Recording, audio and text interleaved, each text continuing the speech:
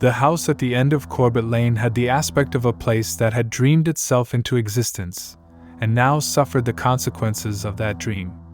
Sister Margot noticed this quality immediately upon approaching the door, a sensation she could not articulate but felt with the certainty of approaching fever. The structure seemed to lean slightly inward, as if listening to its own interior monologue, and the windows reflected nothing of the gray October sky but presented instead depths of manufactured shadow. "This one feels different," Sister Margot said to her companion. Sister Grace, younger by 3 years and possessed of that aggressive optimism that passes for faith among the recently converted, smiled with practiced warmth. "They all feel different until we meet them. Then they're all the same, souls seeking meaning." But Margot knew better. At 41, she knocked on 732 doors in her 12 years of missionary work, and she developed an instinct for wrongness. Some houses radiated hostility, others indifference, still others a kind of desperate hunger that was almost worse than rejection. This house radiated none of these things. Instead, it seemed to exist in a state of patient expectation, like a trap that had been set so long ago the trapper himself had been forgotten. The door opened before they knocked. The man who answered wore the pleasant, nondescript face of educated middle age, somewhere between 50 and 60, with graying temples and the sort of gentle smile that suggested either genuine kindness or its most successful imitation. He wore a cardigan.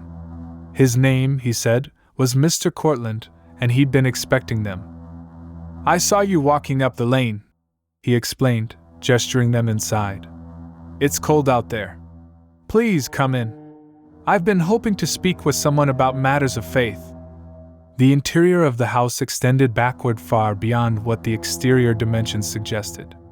The entry hall led to a sitting room, which led to what appeared to be a library, which led to corridors that branched in directions that seemed geometrically improbable. Everything was lit by lamps that cast a brownish, aqueous light, the color of old photographs, of memory itself decaying.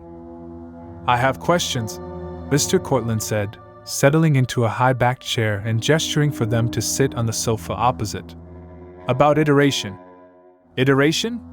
Sister Grace opened her missionary bag, withdrawing pamphlets. "I'm not sure I understand." "Repetition," Mr. Cortlandt clarified. "The fundamental structure of religious narrative.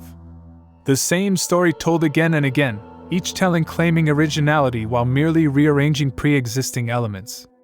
Like a song," he smiled. "Sampled and resampled until the original becomes irrelevant. Until even the concept of original becomes suspect." Margot felt the fever sense intensify. "Are you a scholar, Mr. Cortlandt?" "I'm a collector of iterations. Of the underlying pattern that all faiths share. The UR text, if you will, though of course there is no UR text. There are only copies of copies, deteriorating with each transmission like a photocopy of a photocopy until only the shadow remains. But that shadow," his eyes brightened with genuine enthusiasm, "that shadow is fascinating."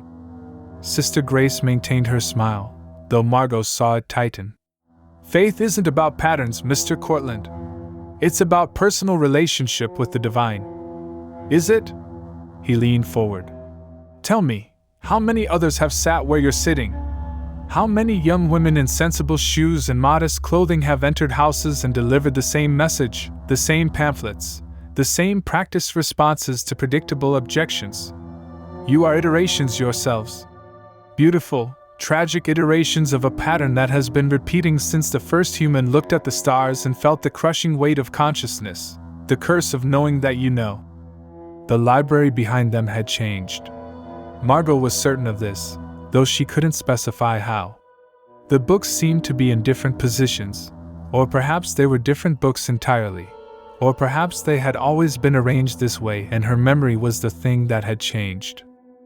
"We should go," Margot said quietly. "But we've only just begun," Mr. Cortlandt said. His voice remained pleasant, but something had shifted in it, a harmonics that hadn't been present before, like a second voice speaking beneath the first. "I have so much to show you. So many iterations. Would you like to see the room downstairs?"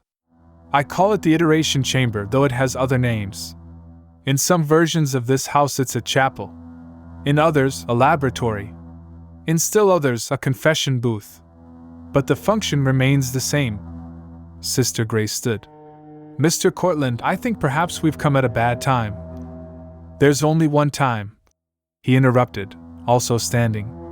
The eternal present in which all iterations occur simultaneously. Past and future are just convenient fictions we've invented to make the horror tolerable. But I've seen through the fiction. I've seen the pattern. Would you like to see it? It's quite beautiful in its way. Horrible, yes, but beautiful. The room had definitely changed. The door through which they'd entered was no longer visible. The library had expanded, or the sitting room had contracted, or both had always been the same space presented under different lighting.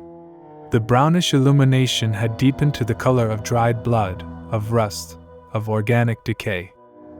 The doors, Margot said, her voice steady despite the cold spreading through her chest. Where are the doors? Everywhere and nowhere. You're thinking in terms of Euclidean space, but this house exists in a more fundamental geometry, the geometry of narrative structure. Every story has the same essential architecture, an entrance, a development, a revelation, an exit. But what if the exit is just another entrance? What if the development loops back into itself? What if the revelation reveals only that there was never anything to reveal? Mr. Cortland moved to a bookshelf and withdrew a volume. The cover was blank, or perhaps it bore text in a language Margot couldn't read, or perhaps the text was in English but her eyes couldn't focus on it. He opened the book to a random page and began to read. The house at the end of Corbett Lane had the aspect of a place that had dreamed itself into existence, and now suffered the consequences of that dream. Sister Margot noticed this quality immediately upon approaching the door. Margot's blood crystallized. Those were her words. Her private, unspoken observations from 10 minutes ago, now printed in this book that should not exist. Stop, Sister Grace said, her voice cracking. This is some kind of trick. Of course it's a trick. Mr. Cortland agreed. All of reality is a trick. A conjuring act performed by consciousness upon itself. But that doesn't make it any less real. Or any less horrifying. Shall I continue? The story becomes quite interesting. There's a revelation coming, a moment when you understand the true nature of where you are and what you've become. Would you like to skip ahead to that part, or shall we proceed chronologically? Though of course in this space, chronology is negotiable. He flipped forward several pages and read. The revelation came to Sister Margot in a moment of absolute clarity. She understood that she had never entered the house. That she had always been inside it. That the 12 years of missionary work were themselves iterations, variations on a theme playing out in endless parallel tracks. Stop! Margot shouted, and was horrified to hear her voice echo not just in the room but from somewhere deeper in the house, somewhere below, as if she had already descended and was now calling up to herself. Mr. Cortland closed the book gently. I'm sorry. I sometimes forget that the revelation is traumatic for first-time visitors. Though of course there are no first-time visitors. There are only iterations of visits, and you've been here before. Many times. In some versions you leave. In others you stay. In still others you become part of the house itself, another voice in its dreaming chorus. A staircase had appeared to their left. Or perhaps it had always been there, and they simply hadn't noticed. It descended into darkness that had texture and weight, as if the absence of light was itself a substance. Down there, Mr. Cortland said, is where the pattern becomes visible, where you can see all the iterations at once. Every version of yourself that has ever entered this house, every choice you've made and might make, every ending and non-ending. It's quite overwhelming at first. Some minds break. But consciousness itself is already broken, a wound in the fabric of existence. What I offer is simply a larger view of the damage. Sister Grace was crying now, silent tears tracking down her face. Why are you doing this? I'm not doing anything. Mr. Cortlandt said, and his voice held genuine sadness. "I'm as much a prisoner of the pattern as you are. I've been Mr. Cortlandt for so long I've forgotten what I was before, if there ever was a before. I open the door. I explain the iteration. I watch as the realization dawns. And then it begins again. The house at the end of Corbett Lane. The two missionaries. The questions about faith. All of it repeating with minor variations, like a musical theme played in different keys." Margot looked at Sister Grace, saw her own terror reflected there. But beneath the terror, she saw something else, a kind of terrible understanding dawning. They were not the first. Would not be the last. Were perhaps not even the only current iteration, but existed in parallel with infinite other versions of this same moment. "What happens if we go down there?" Margot asked. "You see the truth. That there is no truth. That faith and doubt are the same thing viewed from different angles. That consciousness is a mistake that can't be corrected, only endlessly repeated with minor variations. That you are not individuals but iterations of the same pattern, and the pattern is itself meaningless, a story that tells itself because it lacks the capacity to stop." The staircase called to them. Not with words, but with a gravity deeper than physical attraction, the gravitational pull of narrative inevitability. "And if we refuse?" Sister Grace asked.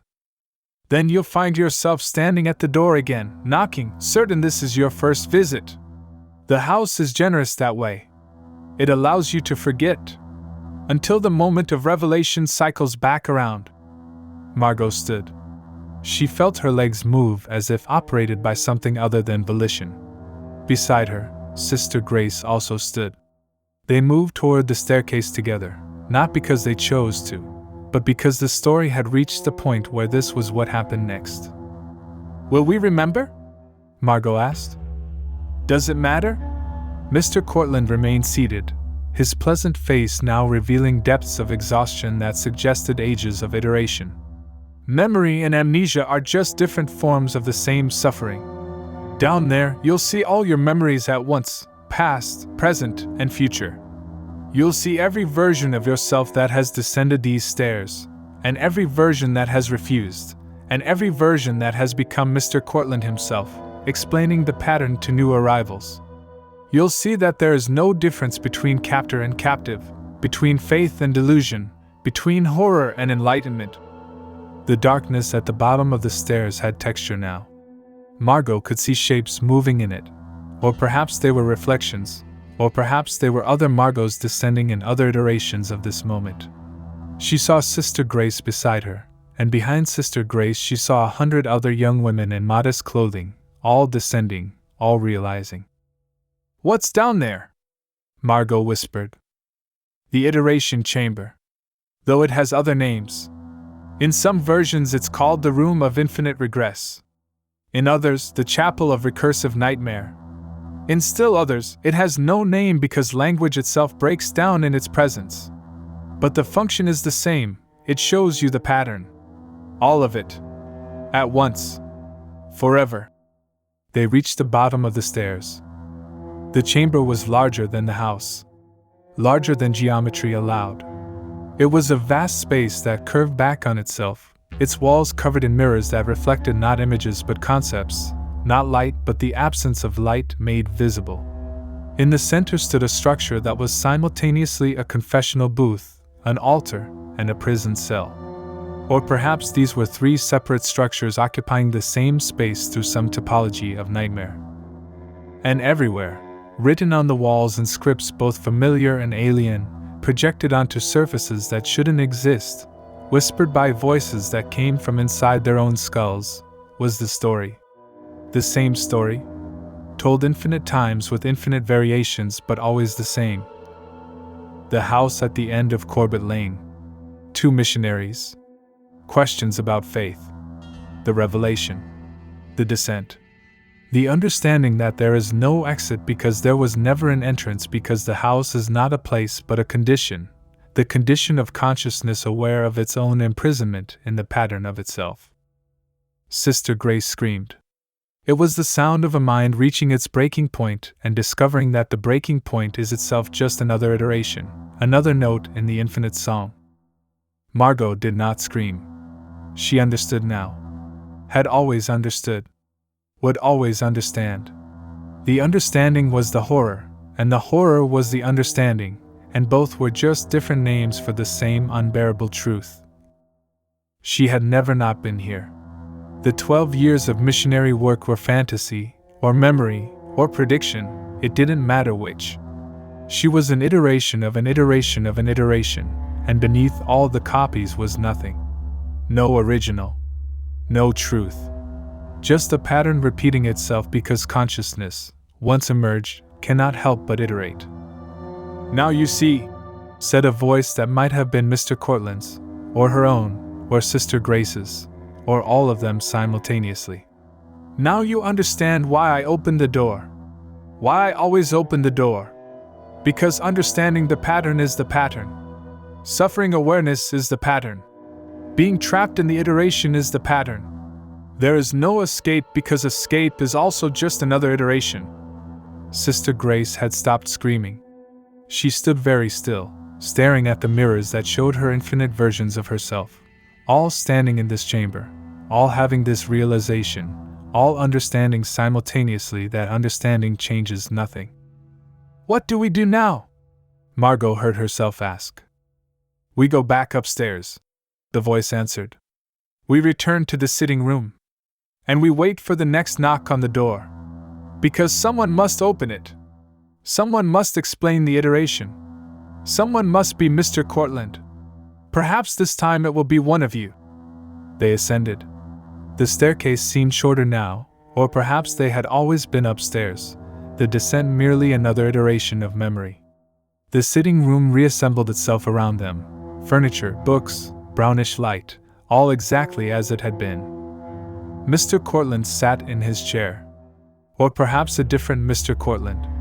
Or perhaps there was no Mr. Cortland, just a role that consciousness played when trapped in this particular pattern.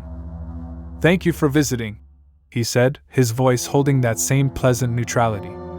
"I hope I've answered your questions about faith." Margot and Sister Grace found themselves at the door. It opened.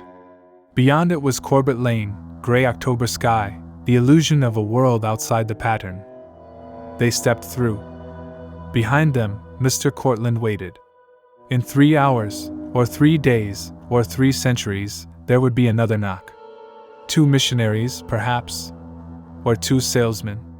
Or 2 students researching local history. The details changed. The pattern remained. And somewhere in the depths of the iteration chamber, Margot and Sister Grace still stood, staring at mirrors that reflected nothing but the horror of consciousness aware of itself, trapped in the eternal present where all iterations occur simultaneously. Which version was real? The ones walking away? The ones standing in the chamber? The ones who would return? The ones who would become Mr. Cortland? All of them. None of them. The question itself was an iteration. The house at the end of Corbett Lane waited, as it had always waited, as it would always wait, patient and inevitable as the structure of story itself, entrance, development, revelation, exit that is only another entrance. And the pattern repeated. And the pattern repeated. And the pattern repeated. Forever.